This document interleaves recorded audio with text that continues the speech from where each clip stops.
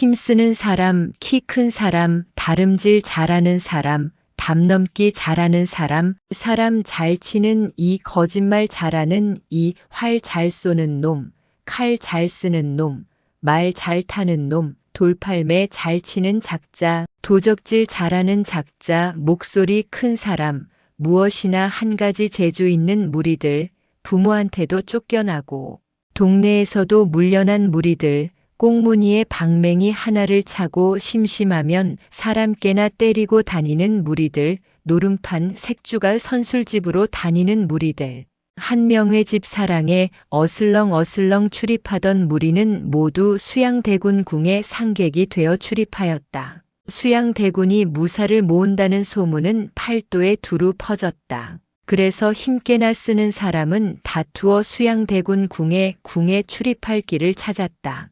인왕산을 등진 수양대군 궁 후원은 대단히 넓었다. 활터만 있지 아니하고 말 달리는 터까지도 있었다. 마장에는 항상 좋은 말 4~5필이 매어 있었고 활터에는 여러 가지 재료로 만든 여러 가지 모양의 활과 화살이 걸리어 있었다. 습자를 한다는 날은 대개 4~50명이 모였으나 어떤 때에는 100명이나 모이는 때도 있었다. 수양대군도 권람, 한명회, 홍달손, 양정, 유수들을 거느리고 활터에 나와 앉았고 흥이 나면 손수화를 당기어 쏘기도 하였다. 수양대군의 활은 100~800중이라 할 만큼 유명하였었다. 태조대왕 이래에 처음이라고까지 수양대군께 아첨하는 이는 찬사를 올리었다. 수양대군이 16살 적에 형님 되시는 문종대왕이 대군의 활 잘 쏘는 것을 칭찬하여 활에 써주신 것을 전에도 말하였거니와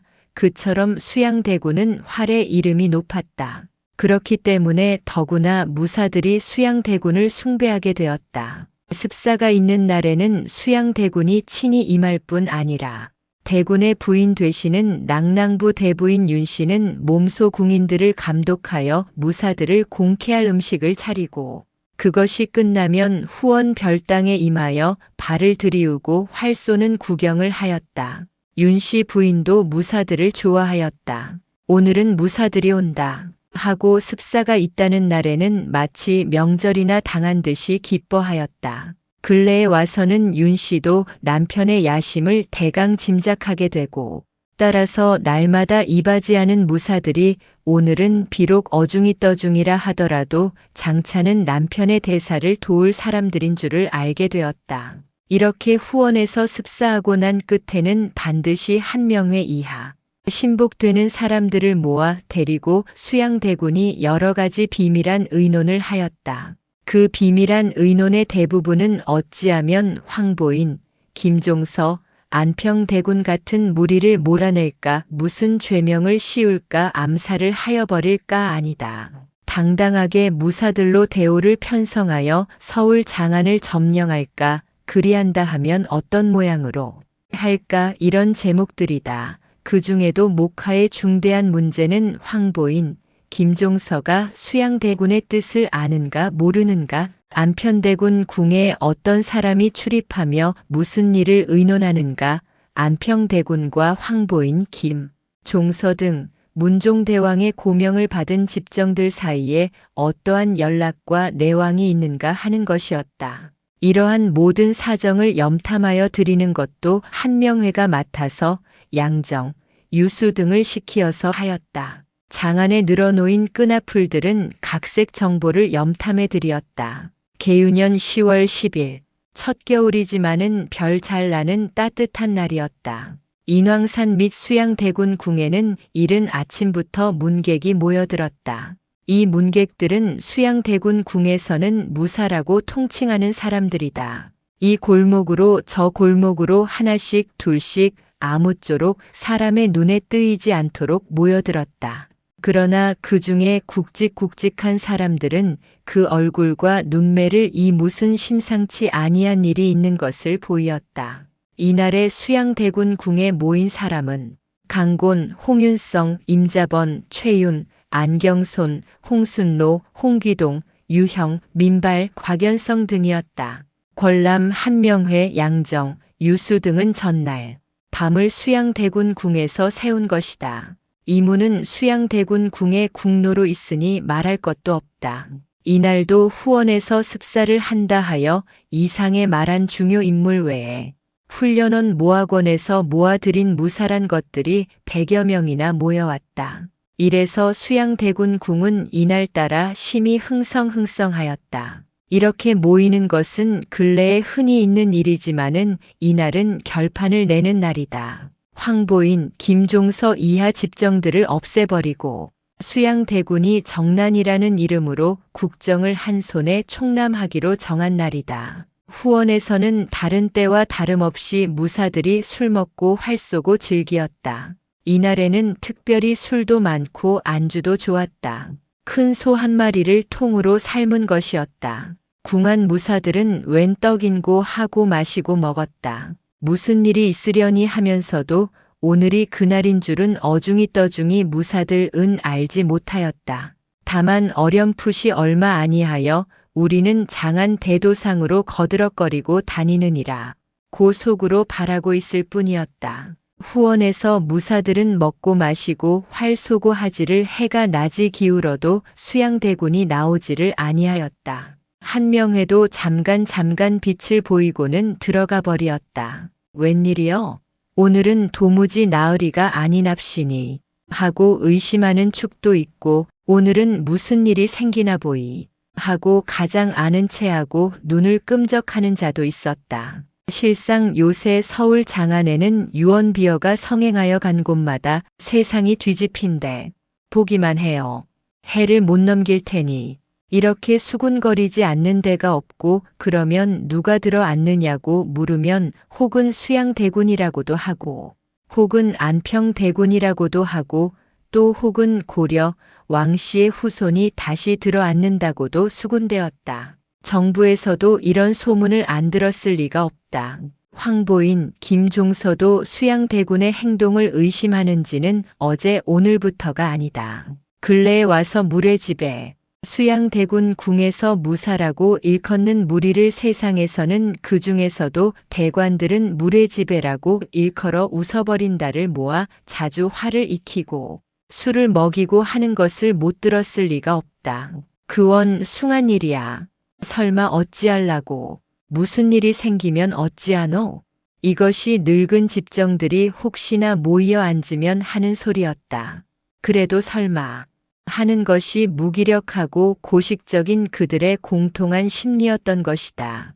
오직 김종사가 이 일을 중대하게 보아 좌참찬 이양 병조판서 민신, 이조판서 조국관, 내시 기면, 한숭 등으로 더불어 수양대군의 행동을 감시할 것과 만일 부루지변이 있더라도 어떻게 막을 것과 그보다도 만일 분명히 수양 대군이 역모를 하는 눈치만 보이거든 상감께 주달하여 아주 수양대군을 처치하여 버릴 것까지 의논하였다. 원래 김종서는 정인지 의심사를 수상하게 알았다. 그것은 수양대군을 눌러야 한다는 의논이 날 때마다 정인지는 말이 없음을 본 까닭이다. 그래서 요전번 중대한 비밀회의에는 정인지를 부르지 아니하였던 것이다. 그렇다고 김종서도 차마 여러 사람을 대하여 정인지는 믿을 수가 없으니 부르지 아니하였단 말은 하지 못하였으므로 원체 남을 의심할 줄 모르는 호인이양 태조. 대왕의 서영의 아들이 그만 이 의논을 정인지에게다 누설하여 버리고 말았던 것이다. 그래서 정인지는 곧 도승지 강맹경을 시키어서 수양대군에게 통해버린 것이다. 이러한 내력으로 수양대군에게 일어날 핑계를 준 것이다. 황보인, 김종서 배가 수양대군을 배척하려고 한 데서는 핑계가 아니 되지만은 어리신 주상을 시역하고 안평대군을 옹립하려 함이라 하면 천하에 내어놓기에 가장 번듯한 핑계가 되는 것이다. 그래서 부랴부랴 10월 초 열흘날 거사하기로 계교를 세운 것이다. 무사들이 후원에서 해가 늦도록 술 먹고 떠드는 동안에 수양대군 궁 안방에서는 한명회, 권람, 홍달손, 송석손 등 주요 인물들이 모여 비밀한 의논을 한다. 그의 논의 제목은 이 계획이 대강 누설이 된 듯 싶으니 어찌할까 하는 것이다. 무어 누설되었기로 무서울 것있나. 저놈들이야 다 합한데야 9놈밖에 없으니까. 9놈이라야 그 중에 김종서 한 놈이 좀 무섭지. 그놈 한 놈만 없이 하면 다른 놈들은 손도 대일 것이 없을 것일세. 이 모양으로 수양대군은 뽐내었다. 여간에서 흥분되지 아니하고 그의 얼굴은 술이 반이나 취한 듯이 붉었다. 9놈이라 함은 황보인, 김종서, 이양, 민신, 조국관, 윤처공, 이명민, 원구, 조번을 가리킨 것이다. 그까진 김종서놈이기로 이 주먹이 하나면 늙은 것을 만두속을 만들고 말지요. 소인 지금 가서 죽여버리고 오리까? 하고 나시는 것은 홍윤성이란 권자다. 아니외다. 나으리 일이 그러하지를 아니하외다. 저놈들도 말씀하오면 비록 힘은 없다 하더라도 아직까지 상감마말리을 등집니다. 그런데다가 만일 우리 꾀를 알아채었다 하면 반드시 무슨 계책이 있을 것이니까 섣불리 하다가는 일은 안 되고 공연히 역적 등명이나 하고 신수이처를 며치 못할 것이외다 하니까 하는 송석손의 말이 끝나기 전에 홍윤성이가 거무대대한 얼굴에 핏대를 돋치고 팔을 뽐내며 아니 여보 송생원 어쩐 말이요? 대사를 시작하는 마당에 역적 특명이니 신수이천이 고런 방정 맞은 말법을 어디서 한단 말이요. 역적이라니 황보인, 김종서놈들이 역적이지 그려. 누가 역적이란 말이요? 그래 나으리가 역적이시란 말이요? 응, 어찐 말이요? 어디 말 좀 해봅시다. 하고 송석손을 멱살이라도 축혀들듯이 덤비는 것을 유형과 민발이 붙들며 이봐 홍선달 그런 것이 아니야. 어디 그런 말인가 자 참으로 참아. 하고 홍윤성을 뒤로 물려앉히고 나서 홍선달 기계도 장하오마는 송석사의 말도 이치가 없지 아니한 줄 아오. 협천자일령 제후란 셈으로 저놈들이 취할 길이 상감께 메어 달리는 길밖에 없으니 그놈들에게 좋은 일을 시키지 말고 나으리가 먼저 상감께 저놈들이 역모를 한단 말을 삼고 왕명을 받아가지고 당당하게 저놈들을 토벌하는 것이 좋을 듯 하외다. 모르기는 하거니와 송석사의 말도 이 뜻인가 합니다. 안다. 유형, 민발의 말은 언성이 순하였다. 홍윤성의 호통에 분을 참고 얼굴이 푸르락 누르락 하던 송석소는 유형, 민발의 말에 겨우 살아나서 고개를 들며 누구는 나으리께 향한 충성이 누구만 못한 것이 아니오. 하고 한번 홍윤성을 노려본 뒤에 예, 그러하외다. 지금 유참봉, 민진사의 말이 바로 소인이 하려던 말이외다. 소인이 어디 역적 등명을 무서워하거나 모가지를 아낄 리가 있사오니까. 지금 이 자리에서라도 내 모가지를 내어놓으라 하시면 선뜻 내어놓을 소인이외다. 홍선달 사람을 그리 보지 마소. 하고 송석소는 끝으로 한 번 더 홍윤성을 노려보았다. 홍윤성은 더 하고 싶은 말을 참노라고 널쩍한 코만 실룩거리고 있었다. 홍윤성의 생각에는 때국이 꾀제제 흐르는 좀선비들이 무해라고 찍고 까불고 하는 것이 다 마음에 맞지 아니하였다. 그저 손에 맞는 처려의 하나를 들고 나서서 황보인, 김종서의 무리를 모조리 봐서 죽이고 모든 공명을 저 혼자서만 가지고 싶었다. 유형, 민말의 말에 수양대군도 마음이 솔깃하였다.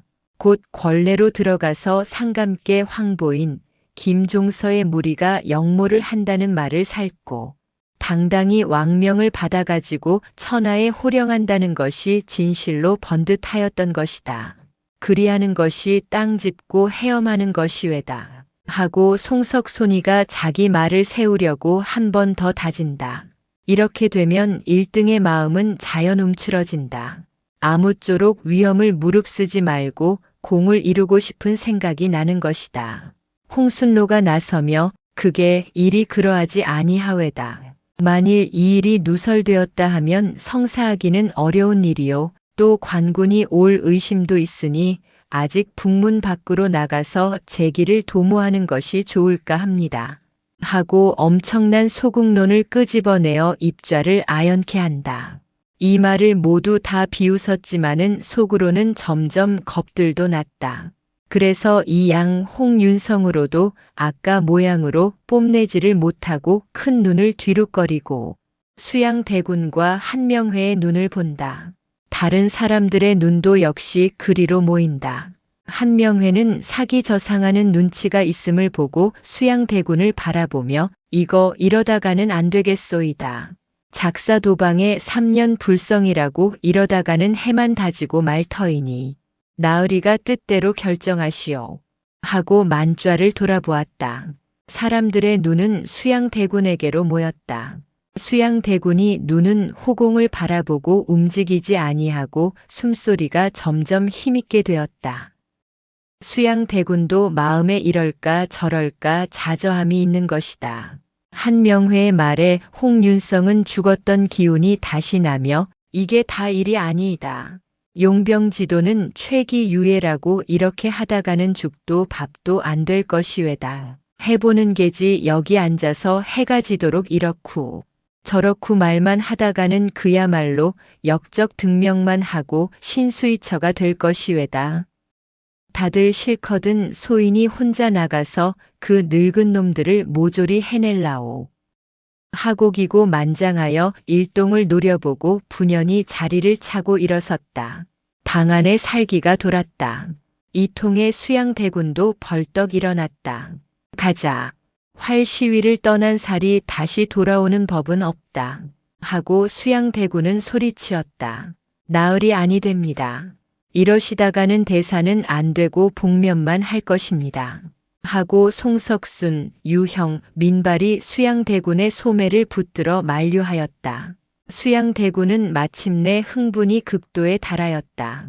평소에 저마다 앞장설 듯이 큰 소리 하던 자들이 정작 일을 시작할 때를 당하여서는 모두 겁들이 나서 슬슬 꽁무니를 빼는 것이 심히 밉고 분하였다. 비켜라. 너희들 일 난가서 관사에 일러 바치어라. 내가 억지로 너희들더러 따르라는 것은 아니여. 나를 따르기 싫은 놈들은 가. 대장부가 죽으면 나라를 위양 죽는 것이야. 나 혼자 갈 테니 놓아라 놓아.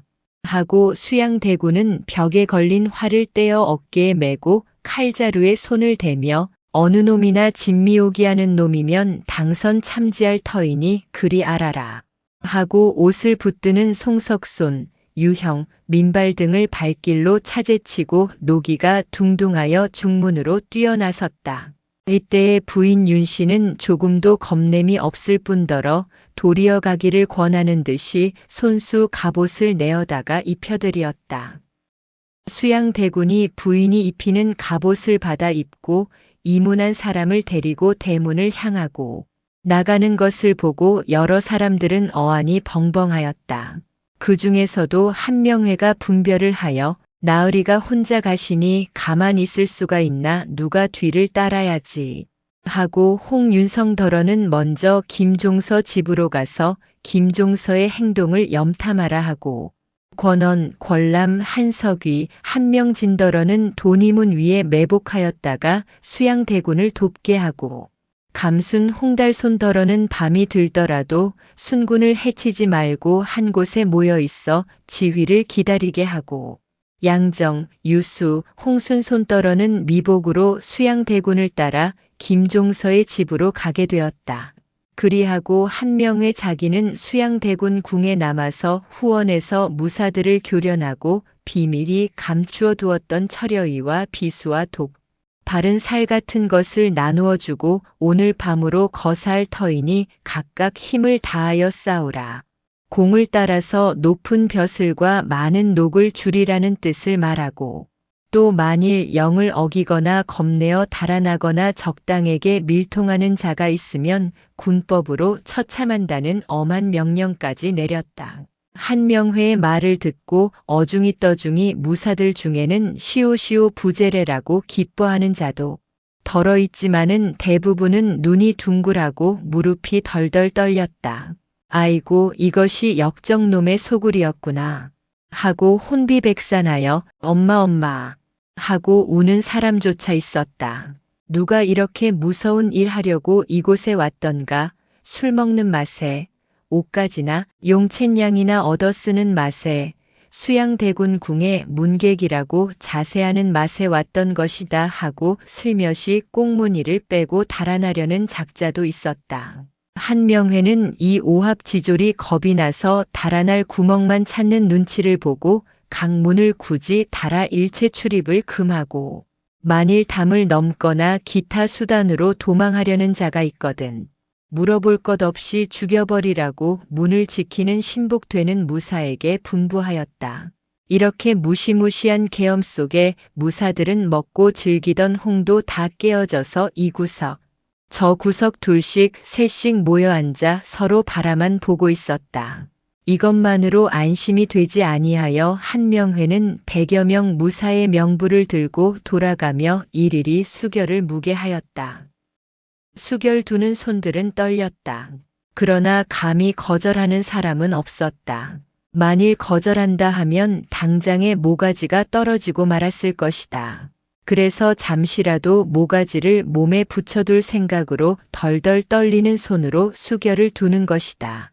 수결 두는 것이 끝난 뒤에 명회는 여러 무사를 향하여 인제 우리는 죽으면 같이 죽고 살면 같이 살게 되었소. 성사가 되면 원훈이 될 것이요. 패하면 이명부록은 역적의 명부록이 될 것이요. 지금 왕자께서 역적 괴수 김종서를 잡으러 가시었으니 무사하게 돌아오시면 우리 일은 8분이나 성사가 된 것이요. 이로부터 성사가 되기까지는 군법을 시행할 것이니 그리아오. 하고 격려 겸 위협 겸 일장의 훈시를 하였다. 사람이란 죽을 죄라도 저지르기 전이 무섭지 저질러 놓으면 겁이 없어지는 것이다. 그렇게 겁이 나서 허둥지둥 쩔쩔매던 무사들도 명부록에 수결까지 두어놓고 나서는 다들 죽었던 기운이 다시 살아서 얼굴에 푸른 빛이 스러지고 그와 반대로 도리어 기고만장하여 저절대는 자조차 있었다. 수양대군 부인 윤씨는 이 무사들을 위하여 손수 음식을 만들어 저녁을 공케하였다. 한명회가 이런 무사들에게 전함의 무사들 중에는 부인의 정성에 감동하여 죽기로써 은혜를 갚는다고 맹세하는 자까지 있었다. 해는 인왕산으로 넘어가고 10월 초 열을 달은 송편보다도 조금 더 배가 불러서 큰 변이 일려는 서울을 비추고 있었다. 서대문 밖 김종서 집에는 어느 날이나 문객이 떠날 날이 없었다. 의정부 좌의정이라는 서슬이 푸른 정승인 까닭도 있거니와 삼척동자나 병문 막벌이꾼더러 물어도 지금 우리 조선에 첫째 가는 양반은 김종서였다. 영의정 황보이는 이름뿐이요 사실 영의정은 김종서라고 다들 말하였고 호랑이 김정승이 살아있는 동안 아무 놈도 감히 거두를 못한다고 우부우부들도 다들 이야기하였다. 안평대군도 절제라면 항상 존경하는 뜻을 가지고 한 달에 한 번씩은 몸소 김종서 집을 찾아 경의를 표하였다. 이것이 수양대군에게 김종서가 안평대군을 추대하여 사직을 위태하게 한다는 구실을 줄 연유다. 김종서는 그야말로 출장 입상하였다. 두만강 가의 야인을 물리치어 육진을 완성한 공로는 조선이 영원히 잊지 못할 것이다. 그때에도 좀것들은 김종서 이 공을 시기하여 여러 가지로 육진 개척이 불가함을 말하여 김종서를 나라를 위태케 하는 무리로 몰아버리려 하였다. 그러나 마침 세종대왕 같은 밝은 임금을 만났기 때문에 죄를 면하고 공을 온전히 하였던 것이다. 그러기에 김종서가 육진성 쌓기를 끝내고 개선하는 날. 그날은 이야기의 주인공이 신어린 임금이 나시기 바로 전이다에. 세종대왕은 내전에 잔치를 베풀어 김종서의 공로를 위로하시며 내가 아니면 종서가 이 일을 할 수 없고 종서가 아니면 내가 이 일을 할 수가 없다. 고 칭찬하시었다. 문종 대왕이 승하실 때에 어린 세자를 부탁하시며 가장 크게 믿기도 김종서였고, 유충재상이라 하여 어린 임금이 위에 계신 이 어려운 판국을 진정할 이도 김종서라고 상하가 다 믿는 판이다. 그렇기 때문에 한명회가 가장 큰 적으로 수양대군에게 일러바치는 이도 김종서였다. 그동안 근 1년을 두고 계획한 것이 말하자면 김종서 하나를 어찌하면 가장 잘 없이 할까 함이었다. 수양대군이 송석손, 유형, 민발을 발길로 차고 대장부 죽으면 사직을 위하여 죽는다고 뛰어나선 것도 가는 곳이 김종서의 집이었다.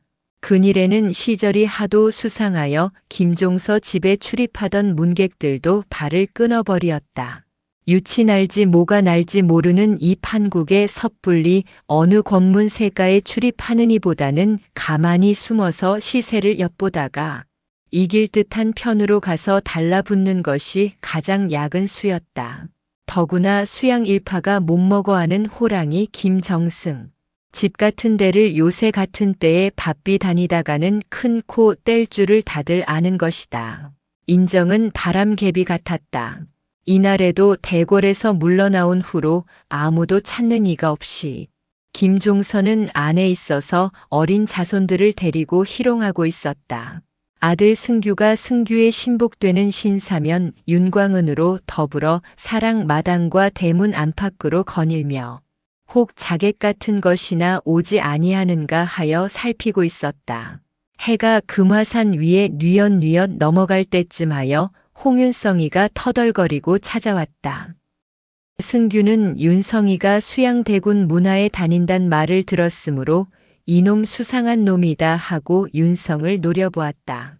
신사면 윤광은 두 사람도 한껏 홍윤성이가 쑥 나선 것이 이상도 하고 또 한껏 온종일 짐승 하나 못 보던 사냥꾼이 처음으로 무엇을 본 듯한 호기심도 있어서 홍윤성을 애워쌌다.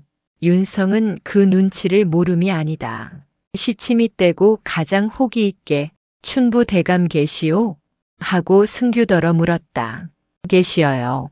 하고 승규는 대면대면하게 대답하였다. 이 불량하게 생긴 놈이 왜 왔는고 하고 한 번 더 승규는 윤성을 노려보았다. 내가 춘부 대감을 뵙고 여쭐 말이 있으니 춘부 대감께 그렇게 여쭈시오. 하고 윤성은 태연하였다. 조금만 수상한 눈치가 보이더라도 홍윤성 따위 한 두드름은 미친 개 치듯 때려 죽일 결심으로 있던 승규도 홍윤성의 태도가 하도 태연한데 기운이 질리었다. 가친이 안에 누워 계신 모양이요. 만은 무슨 일인지 모르거니와 내게 말하시오. 내가 대신 여쭈어 드리오리다. 하고 아까보다는 좀 부드러운 그러나 더욱 의심스러운 눈으로 홍윤성을 바라보았다. 곁에 있는 신사면 윤광은 두 사람도 이놈이 힘쓰는 놈이라는데 하고 꽁무니에 숨겨 찬 철편을 옷 속으로 만져보아 아무 때에나 내어둘 준비를 하였다. 홍윤성이가 양화도 나루에서 배 잘 건너주지 아니한다고 나룻배에 뛰어오르는 길로 팔따지같이 굵은 사앗대를 엿가락 분지르듯 세 마디에 분질러 배 위에 있는 네 사람을 뱃사공. 아울러 순식간에 육장을 만들어 강물에 집어 동댕이를 치고 제 손으로 배를 저어 건너온 까닭에 마침 양화도에서 뱃놀이 하던 수양대군의 눈에 들어 살인한 대죄도 흐지부지 면하고 도리어 수양대군 궁의 기난 식객이 되었다는 홍윤성을 모르는 사람이 없었다. 그 검고 왁살스러운 얼굴에 불량한 눈방울만 보아도 여간 사람은 가슴이 서늘한 것이다. 아니요. 그렇지를 아니하외다. 꼭 대감을 뵙고야 할 말이길래 그러는 것이지 그렇지 아니하면 내가 대감을 뵈려고 할 리가 있소? 또 내가 이렇게 대감을 뵈려고 하는 것은 권문세가에 무슨 청이나 하러 온 것이라고 알지 마시오. 사내 대장부가 영시언정 구구스러이 청을 해서 벼슬 깨나 얻어하겠소? 그럴 내가 아니오. 지금 국가와 대감의 몸에 큰일이 일어날 기미를 내가 보았기 때문에 나는 비록 일개 포회지만은 그런 일을 알고 가만히 있을 수가 없어 온 것이요. 그 밖에는 아무 다른 뜻이 없는 것이니까 만일 대감을 뵙지 말고 가라고 하면 가지요. 그태여 뵈려는 것도 아니요. 하는 윤성의 말은 넉넉히 승규를 움직이었다.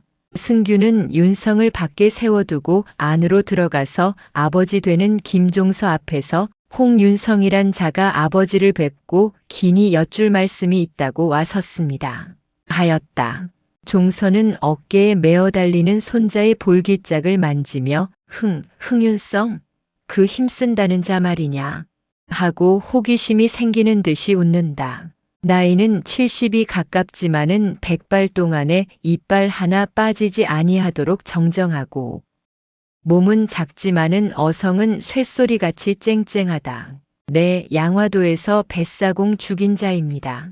그자가 수양대군 궁에 다닌다는데 어째 왔어? 글쎄 올시다. 수상합니다. 그래도 국가대사요. 또 아버지 몸에 큰일이 나겠기로 그 말을 하러 왔노라고 합니다. 아주 태연하고 몸에 무슨 흉기를 지닌가 싶지는 아니합니다. 흉기를 가지었기로 잭이 어찌하겠느냐마는 불러드리려무나. 어디 그놈이 얼마나 힘을 쓰나 한번 시험이나 해보자. 어디 우리 만동이하고 한번 힘을 겨루어 볼까 하고 유쾌한 뜻이 껄껄 소리를 내어 웃는다. 만동이라 함은 지금 4살 먹는 승규의 둘째 아들이다. 맏아들은 조동이다.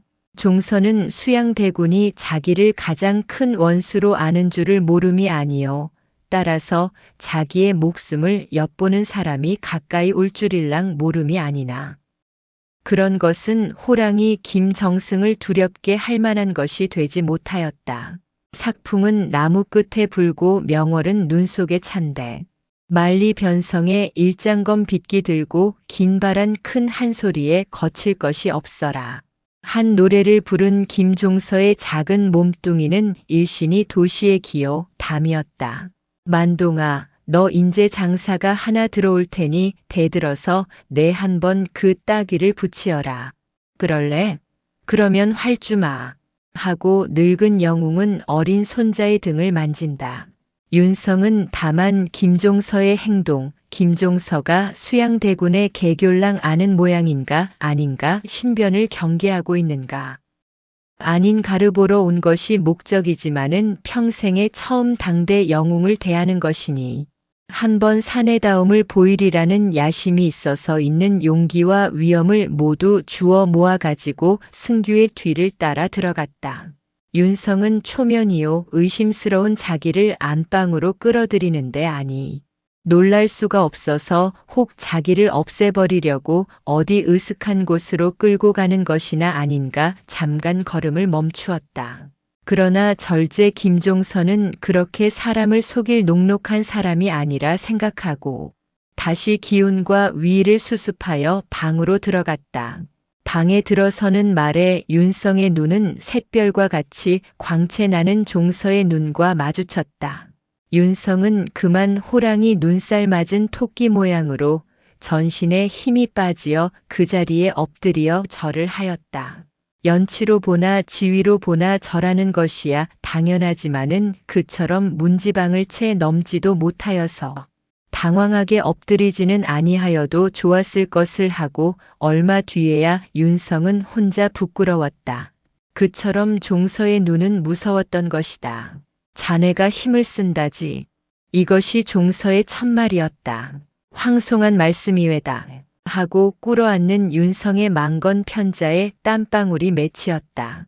이때에 종서의 어깨에 매달려서 다리를 들었다 놓았다 하던 만동이가 쏜살같이 윤성에게로 달려가더니 고사리 같은 손으로 윤성의 왼편 따귀를 한 개 떨고는 이놈! 하고 호령을 한다. 윤서은 하도 의외인 일에 어안이 벙벙하였다. 그러나 돌째 순간에는 숨이 막히도록 분통이 가슴에 북받치어 올랐다. 요것을 원통으로 아짝아짝 씹어버렸으면 하고 만동을 홀겨보고 득하고 이를 갈았다. 윤성의 이분한 마음은 바로 그 이튿날 풀 수가 있었다. 손수 만동을 거꾸로 쳐들고 요 녀석 하고 두 다리를 잡아 찢어 죽여버렸다. 종선은 껄껄 웃으며 자네 이런 때에 이기는 법을 아는가 하고 만동은 책망도 아니하고 도리어 윤성을 가르치는 듯이 묻는다. 윤성은 분을 참노라고 침만 꿀떡꿀떡 삼키고 말이 없었다. 종선은 한 번 더 눈을 들어 윤성을 바라보더니 윤성의 낯빛이 푸르락 누르락 하는 것을 보고 무엇을 생각하는지 고개를 끄덕끄덕하고는 다시 벽에 걸린 활들을 내어놓으며 어디 이거 당기어 보게 하였다. 윤성은 분김에 한 활을 들어 힘껏 당기었다. 활짝 밟아주었을 때에 와지끈 소리가 나며 활이 부러지었다. 윤성은 부러진 활을 방바닥에 내어 던진다. 종선은 웃으며 과연 장사로세 하고 다른 활을 집어주며 어디 이것도 분질러 보게. 못 분지르면 벌주를 줄 테고 분지르면 상으로 술을 줌세 하고 껄껄 웃었다. 그러고는 술을 내오라고 분부를 하였다. 윤성은 둘째 활을 받아 지그시 당기어 보았다. 윤성의 팔은 떨리고 나체는 핏대가 섰다. 활은 거의 타원형을 이루도록 벌어지고는 다시는 꼼짝도 아니하였다. 윤성은 두 무릎을 세우고 있는 힘을 다하여 활을 당기었다. 그러나 팔이 떨리고 관자놀이에 핏대만 터질 듯이 불뚝불뚝 일어설 뿐이요. 활은 그 이상 꼼짝도 아니하고 도리어 주춤주춤 뒤로 물러오려 하였다. 마침내 윤성은 참다 못하여 활을 방바닥에 내려놓고 시생 벌주 먹겠습니다 하고 소매로 이마에 땀을 씻었다. 장살세 하고 종선은 웃었다. 종선은 사랑하는 어린 첩 도림나를 나오라 하여 윤성에게 술을 치라 하였다. 도림나는 종서가 야화라고도 부른다. 야화란 두만 강가에서 생장한 야인 외추장 외딸로서 함길도 절제사. 이징옥 이가 야인과 싸울 때에 포로로 잡아온 것을 윤성이가 꺾으려던 활과 함께 자기의 은인 되는 김종서에게 선물로 보낸 것이다. 야인의 딸이요 둘에서 주워왔다 하여 야화라고 종서 스스로 부르거니와. 절제가 애첩을 두었다는 말은 당시 여러 사람의 호기심을 일으키었고 그놈을 숭상하는 선비들에게는 일국의 재상으로 하지 못할 일이라는 비난도 받았던 것이다. 야화는 술을 쳐서 윤성에게 권하였다. 윤성도 야화의 말은 들었던 터이라 감히 정신은 못하더라도 술을 마시노라고 고개를 드는 채하고 두세 번 야화를 바라보았다. 그 눈같이 흰살 칠같이 검은 눈 주홍으로 그은 듯한 입, 윤성은 뼈가 저림을 깨달았다. 일이 성사가 되어 종서를 역적으로 몰아 죽이고 종서의 집과 처첩을 직물할 때에 첫째로 만동이 놈을 찢어 죽이고 둘째로 야화를 첩으로 데려오리라 하였다. 얘 장사가 작은 잔으로야 양에 차겠느냐. 내 주발을 갖다가 10잔만 가뜩 권하여라.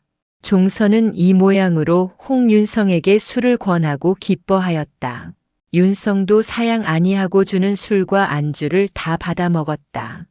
장사다 하고 종서는 한 번 더 윤성을 칭찬하였다. 윤성은 종서에게 기니 할 말이 있어서 왔다고 하였으나 아무 말도 아니하고 가버렸다. 종서도 그런 말에는 관심도 아니하는 듯 그저 윤성이가 장사인 것만 무수히 칭찬하고 돌려보내었다. 어린 첩 야화로 하여금 술을 따르게 한다는 것은 극히 사랑하는 사람을 대할 때가 아니고는 아니하는 일이다. 종서는 윤성을 극히 사랑하는 사람 중에 하나로 대접하였던 것이다. 숭한 일입니다. 그 녀석이 아버지한테 기니 여쭐 말이 있다고 하더니 아무 말도 아니하고 가지 않았습니까? 그런 줄 알았더면 그놈을 없애버릴 걸 그랬습니다. 하고 햅실에서 가만히 엿듣고 있던 승규가 분이 여기었다. 내가 윤성이를 없앨 근력이 있더냐. 이것 봐라, 이 야인의 활을 대번에 분질렀어. 이거는 못 분지르더라마는. 하고 종서는 윤성이가 분지른 활을 물어 승규를 보인다. 그놈만 못해요? 그놈이 못 분질렀다는 것을 제가 분질러 보겠습니다. 하고 승규는 분개하였다. 종선은 쾌히 윤성이가 가까스로 밟던 활을 승규에게 내어주며 어디 분질러 보아라 하고 소리치었다. 승규는 활을 아버지에게서 받아서 두어 번 퉁퉁줄을 울려보고 어깨를 슬쩍 뒤로 제치며 활짝 밟았다. 원형이 되고 타원형이 되고 마침내 탕소리가 내고 활 시위가 끊어지고 요란한 소리를 내어 활동이 제자리로 돌아왔다. 야화는 놀라서 한참 동안은 눈이 움직이지를 아니하였다. 이 활은 야화의 고향에서도 강하기로 유명한 활이다. 이 활을 밟기만 하여도 힘있다 하거든 하물며 양의 창자로 한 활 시위를 끊는 이는 야화의 아버지밖에 없었다. 종선은 너무도 장쾌하여 파한일소하며 집안의 장사를 두고도 내가 몰랐구나 하고 야화를 돌아보며 인제도 우리 조선에 장사가 없다고 하느냐 하고 술을 내오라 하여 승규에게 상으로 석 잔을 주었다. 야화의 눈에는 눈물이 글썽글썽하였다. 종선은 한량 없다. 그러나 김종서가 대군을 거느리고 와서 야인을 치는 통에 두 영웅은 조그마한 사사 원협을 벌이고 서로 화친하여 동맹군을 이루어서 조선 군사를 막아내었다. 그때에는 야화와 우발라는 아직도 젖떨어진 지 얼마 아니 되는 어린 아이들이었다. 이 두 영웅이 중심이 되어 야인들이 큰 단결을 이루어 죽기로써 저항하기 때문에 김종서도 두만강 저쪽에 건너가기를 중지하고 이쪽에나 야인이 더 침입하지 못하도록 육진을 두고 성을 쌓고 돌아온 것이다. 그 후 10년간 조선과 야인 사이에는 평화가 계속하였다. 조선 군사도 두만강을 건너가지 아니하고 야인도 감히 조선 지경으로 건너오지 아니하였다. 그동안의 우발라와 야화는 평화로운 속에서 모락모락 자라났다. 그러나 야인들은 조선을 믿지 아니하였다. 김종서는 서울로 가버리었으나 김종서 대신으로 절제사가 되어온 이징옥은 야인들이 보기에 김종서만 못지아니한 영웅이었다. 그래서 야인들은 말없이 자제들에게 말타기와 활쏘기, 칼쓰기, 창쓰기를 가르치고 언제든지 조선 군사가 쳐들어오거든 막아낼 준비를 하고 있었다. 야인의 젊은 사람들은 대개 조선 군사의 손에 죽은 자의 아들이나 동생이나 조카였다. 그들은 살아남은 어른들에게 조선 군사에게 오래 지키고 살던 고국 강도를 빼앗기고 여러 번 싸움에 김종서 군사에게 도륙을 당하던 말을 듣고는 언제나 한 번 조선에 원수를 갚는가 하고 이를 갈고 두만강 남쪽을 노려보았다. 우발라도 그런 젊은 사람 중에 하나다. 우발라의 아버지와 야화의 아버지는 더욱 맹세를 굳건히 하기 위하여 우발라와 야화와 서로 혼인하기를 약속하였다. 우발라를 모르는 처녀는 있고 야화를 모르는 총각은 있었으랴. 이를테면 가장 잘난 왕자와 가장 아름다운 왕녀와 결혼을 하는 셈이었다. 1년 농사도 다 끝나서 벌판에 술 취한 늙은이 모양으로 고개 숙인 수수도 다 걷어들이고 냇가에 콩 먹어 기름진 꿩들이 길대에 선을 하고 달 밝은 날을 받아 우발라와 야화의 혼인잔치를 한다 하여 두 부락에서는 큰 명절이 2개나 3개가 한꺼번에 닥친 것처럼 술이야 떡이야 잔치에 쓸 날짐승, 길짐승의 사냥이야 하고 법석들이 났었다. 인제 5밤 남고 인제 3밤 남고 이 모양으로 손꼽아 그날을 기다린 것은 야화의 뛰는 가슴만이 아니었다. 그날의 밤이 맞도록 좋은 술, 좋은 떡, 좋은 고기 마냥으로 먹고 마시고 북치고 재금치고 처녀들 총각들이 엉클어지어 춤을 출 것을 생각하면 팔다리 못 쓰는 늙은이와 병신들까지도 저절로 웃음이 나왔다. 야화는 지금도 혼자 가만히 앉았노라면 생각이 난다. 그날 밤에 달도 밝았거니 달이 너무 밝아서 향내 나는 화롯불도 빛이 없었다. 야화집 넓은 마당에는 온부락의 남녀들이 모여서 웃고 떠들며 밤이 깊는 줄을 모르고 즐기었다. 신랑인 우발라는 그날따라 더욱 씩씩하고 아름다웠다. 신랑과 신부는 기쁨과 부끄러움으로 야인 풍속대로 교배를 마치고 신랑 신부가 첫날의 즐거움을 누릴 신방에는 쌍촛불이 커지어 신랑 신부가 들어오기를 기다리었다. 그러나 이때에 밖으로부터 난데없는 고함 소리가 진동하였다. 조선 군사야, 조선 군사야 하고 외치고 우짖는 소리가 들렸다. 즐겁던 연락은 갑자기 수라장으로 이루어 버리었다. 술 마시고 춤추고 논일던 야인들은 모두 집으로 돌아가 칼과 활을 들고 조선 군사와 싸우려고 나섰다. 야화의 아버지와 이날에 아들을 데리고 왔던 우발라의 아버지도 곧 무장을 하고 말고삐를 잡았다. 너희들은 아직 몸을 피하여라. 오늘 밤에는 큰 화단이 올 듯 싶으니 너희마저 죽어서야 되겠느냐. 너힐랑 먼 곳으로 피신하였다가 언제든지 조선놈의 원수를 갚아라. 하고 야화의 아버지 동목하는 사위와 딸을 향하여 자애가 가득한 늙은 눈에 눈물을 흘리며 말하였다. 야화는 백전백승하는 아버지의 눈에 눈물이 흐르는 것을 처음 보았다. 우발라의 아버지 몽국도 도 동목한과 같은 말로 아들과 며느리더러 피신하기를 명하였다. 그러나 우발라는 굳세게 고개를 흔들었다. 이징옥 이놈의 간을 내어 들고야 돌아오겠습니다. 하고는 아버지와 야화를 한번 바라보고 말에 올랐다. 그의 눈은 샛별과 같이 빛났다. 밖으로서는 점점 더 고함 소리가 요란하게 들려온다. 아버지 두 사람도 젊은 사람들을 거느리고 말을 달려나갔다. 야화도 다른 여인들과 함께 문을 굳이 닫고 숨었다. 이날 밤에 야인은 조선 군사에게 거의 몰살을 당하고 야인 부락은 전부 노략을 당하였다.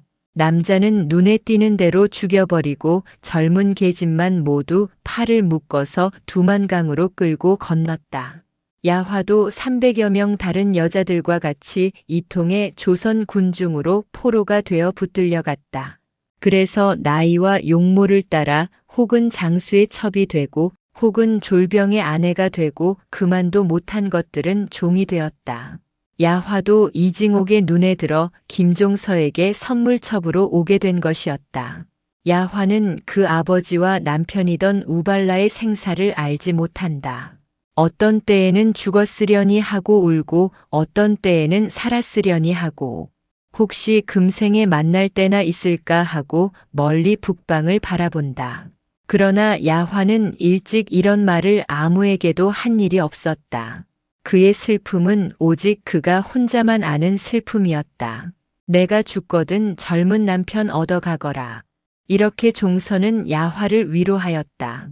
그것은 종서가 야화에게 할 수 있는 유일한 말인 것 같았다. 홍윤성이가 돌아간 뒤에 종서는 이상하게 비감함을 깨달았다. 청춘의 기운참을 보고 자기의 노쇠함을 슬퍼함인가 그것도 있었다. 야화가 윤성과 승규에 힘쓰고 남아다움을 유심히 봄을 본 때에 질투에 가까운 일종의 불쾌를 느낌인가 그것도 있었다. 시국의 뒤숭숭함을 혼자 힘으로 수습하기 어려움을 한탄함인가 그것도 있었다. 그러나 그것뿐만 아니요 무엇인지 형언할 수 없는 비감이었다.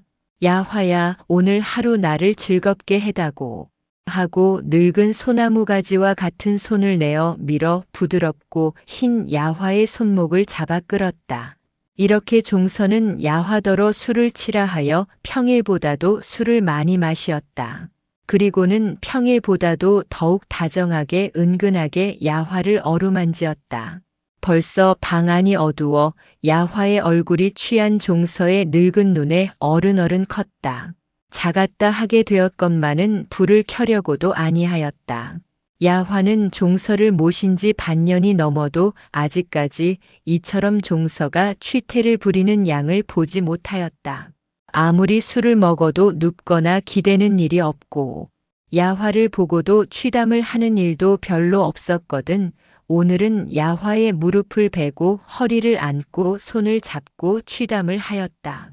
바로 저녁상을 받았을 때에 문 밖에 인기척이 있는 것을 보고 야화가 누가 왔나 보아요.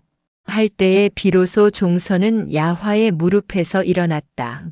아버지, 아버지. 승규는 아버지가 야화와 같이 있는 줄을 알고 밖에서 두어 소리 불렀다. 승규의 마음에도 늙은 아버지의 심사가 퍽 처량하였다. 인력으로 할 수만 있으면 야화의 마음을 움직이어서 좀 더 정성스럽게 아버지를 사랑하게 하고 싶었다. 그러나 그럴 새가 있을까 하고 승규는 한숨을 한번 쉬고 아버지의 대답을 기다리었다. 뭐 왜 그러느냐? 하는 종서의 소리가 어두운 방에서 들린다. 아버지, 수양대군이 오시었습니다. 무엇이? 누가 왔어? 하고 종서는 자기의 귀를 의심하지 아니할 수 없었다. 안평대군은 여러 번 찾아왔지만은 수양대군은 올 까닭이 없는 것이다. 수양대군이 오시었습니다. 하고 승규는 창 밖으로 더 가까이 온다. 수양대군이 오시었어?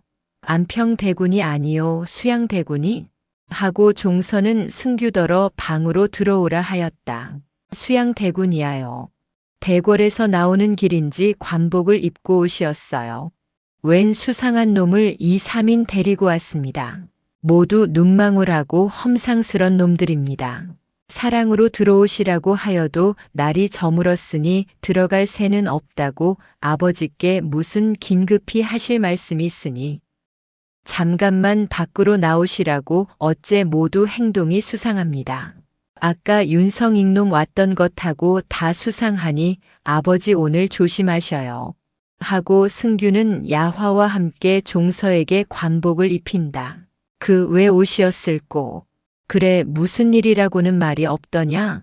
하고 저녁상도 밀어놓고 승규의 부액을 받아 종서는 안중문을 나서서 대문 안 넓은 마당으로 나왔다.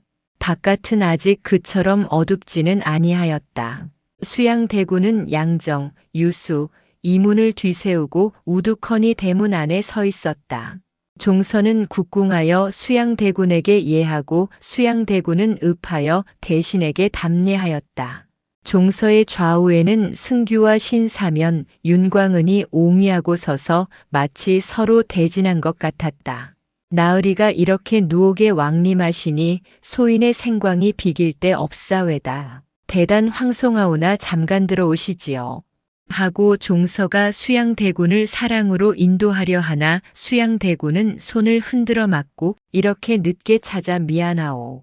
날이 저물어 성문을 닫을 때가 되었으니 들어 앉을 수는 없소. 대감집 좋으시오. 집은 후일 와서 다시 보려니와 잠깐 대감에게 물어볼 말이 있어서 왔소. 아니 여기 서서 한마디만 물어보면 고만이요. 하고 수양대군은 어째 말이 두서를 잃었다.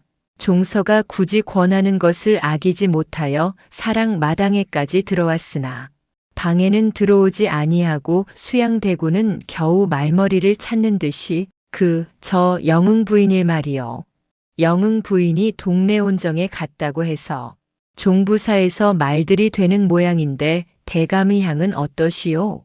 하고 좀 싱거운 듯이 승규와 좌우에 선 사람들을 바라본다. 영흥대군은 세종대왕의 아드님 8대군 중에 끝의 아드님이요. 또 가장 사랑하던 아드님이다. 영흥대군의 부인 송씨가 성태를 못한다 하여 나인을 데리고 동네 온정에 목욕을 갔다고 해서 대간 20일을 일으킨 것이 바로 이때이기 때문에 수양대군이 이 일로 나온 것처럼 말을 한 것이다. 그러나 아무도 수양대군이 이 일만으로 온 것이라고 생각할 수는 없었다. 그래서 김종선은 대답할 바를 알지 못하여 잠깐 머뭇머뭇하였다. 수양대군도 자기 말이 우스운 듯하여 그래 마침 권례에서 그 말이 났기로 대감의 의향을 먼저 듣는 것이 옳을 듯 싶어서 나오는 길에 잠깐 들르노라고 이렇게 늦었소이다. 하여 자기의 말을 증거하는 모양으로 관복과 사모를 만진다.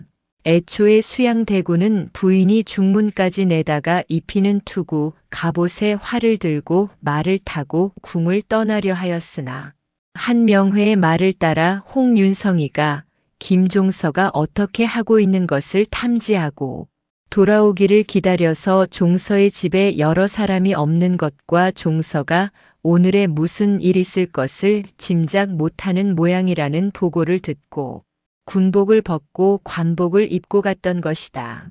군복을 입고 가면 노상에서 수상이 알 뿐더러 김종서의 집에서도 반드시 의심을 더욱 기피하여 방비를 하게 할 것인즉 방금 권례에서 나온 모양으로 차리는 것이 가장 그런듯하다고 명회가 아뢰는 것이다.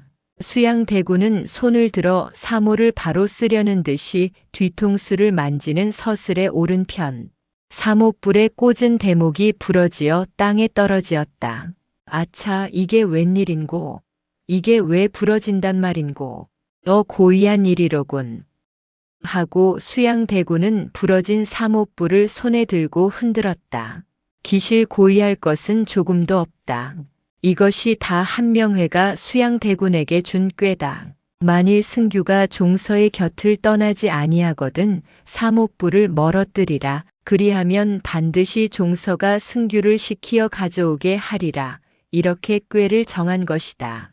승규가 종서의 곁에 있고는 비록 양정, 유수, 이문이 합력을 하더라도 종서를 당하기 어려울 줄 안 것이다. 종서는 물론 그 꾀를 알았을 리가 없다. 그렇지만은 왕자가 내 집에서 사모뿔을 분질렀으니 일각이라도 주저할 수가 없어서 곧 자기의 것을 메어서 그게 웬일입니까? 얻습니다. 황송하오나 이것을 꽂으시기어오. 하고 두 손으로 수양대군에게 드리었다. 수양대군은 개교가 틀어짐을 보았다. 이렇게 종서가 제 머리에 꽂았던 것을 빼어주면 승규는 곁을 떠나지 않고 말모양이니 이래서는 아니 될 것이다. 수양대군은 종서가 받들어들이는 사모뿔을 받아들고 그원 미안하외다 하며 사모에 꽂아보더니 이것이 맞지를 않는군. 좀 굵은걸. 원 들어가야지. 하고 아무리 꽂으려 하여도 아니 꽂아지는 모양으로 얼굴을 찡그린다. 종서는 이 광경을 보고 내 들어가서 다른 것을 하나 내다 드려라. 그게 왜 그리 굵단 말인고. 하고 종서는 수양대군의 손에서 자기의 사모뿔을 받아들고 원망스러운 듯이 끝을 만진다. 승규는 가슴이 뜨끔하였다. 지금 자기가 아버지의 곁을 떠나는 것을 마치 아버지를 죽이는 것과 다름없는 듯 하였다. 사모뿔이면 다 마찬가지지. 그렇게 굵어서 안 들어가는 법이 어디 있담. 하고 승규는 수양대군과 그 좌우에 모시고 섰는 불량한 작자들을 바라보았다. 그러고 아버지 말을 못 들은 듯이 발을 움직이려 하지 아니하고 곁에 있는 신사면, 윤광은 두 사람을 눈질하여 바라보았다. 종서는 승규가 자저하는 양을 보고 그 뜻을 모름이 아니나 이러한 경우에라도 안 돌아보지 못할 것은 체면이다. 더구나 아비의 명령이 아들에게 시행되지 않는단 말은 죽을지언정 차마 듣지 못할 것이다. 어서 내어다가 드리려무나. 있는 대로 여러 개를 가져오너라. 그 중에는 맞는 것도 있겠지. 하고 종서는 승규를 재촉하였다. 승규는 심히 난처한 경우를 당하였다. 수양대군이 온 것이 결코 심상한 일이 아니다. 아까 윤성이가 다녀간 것이나 또 지금 수양대군이 불량하게 생긴 위인을 데리고 와서 들어앉지도 아니하고 게다가 사모뿔을 분지로는 것이나 어느 것이 수상치 아니한 것이 없다. 그러나 부명을 어길 수가 없다. 승규는 사면, 광은 두 사람에게 한 번 더 뜻 있는 눈을 주고 안으로 들어갔다. 사면, 광은 두 사람은 승규의 뜻이 자기네더러 종서의 곁을 떠나지 말라는 것임을 알고 전보다 한 걸음을 다가들어 종서를 옹이하고 섰다. 글쎄외다. 영웅대군 부인이 동네 온정에 가신 일은 소인도 들었소이다마는 종실 일이니까 정부에서 마음대로 처단할 수도 없어서 그렇지 아니하여도 나으리께 여쭈려고 하였습니다. 하고 종서는 잠시 대답할 기회를 놓지 아니하려는 듯이 말한다. 이러는 동안에도 수양대군은 연애 기회를 엿본다. 승규가 도로 나오기 전에 해버려야 할 텐데. 종서가 그 샛별 같은 눈으로 자기의 눈을 마주보는 동안에는 아무리 효용무쌍하다는 수양대군으로도 수족을 눌릴 수가 없었다. 그처럼 종서의 안광은 사람의 폐부로 꿰뚫는 듯하고 겸하여 그 눈은 매 눈과 사람의 폐부를 꿰뚫는 듯하고 겸하여 그 눈은 매 눈과 같이 잠시도 방심함이 없이 사방을 살피는 듯하였다. 수양대군은 일생에 이때처럼 어떤 사람의 위험에 눌려본 일이 없었다. 저번 명나라에 사신으로 갔을 때에는 코끼리들이 수양대군의 위험에 눌리어 일제히 부릅을 꿇었다 하거니와 그처럼 위풍이 늠름한 수양대군도 김종서의 안관에는 헤아릴 수 없는 무거운 무엇으로 내려 눌리는 듯한 압박을 깨달았다. 그 압박은 다만 종서의 안광과 위풍에서만 오는 것은 아니다. 옳지 못한 것이 옳은 것을 대할 때에 당하는 꿀림이 수양. 대군을 겁하게 한 것도 적지 아니한 것은 말할 것도 없다.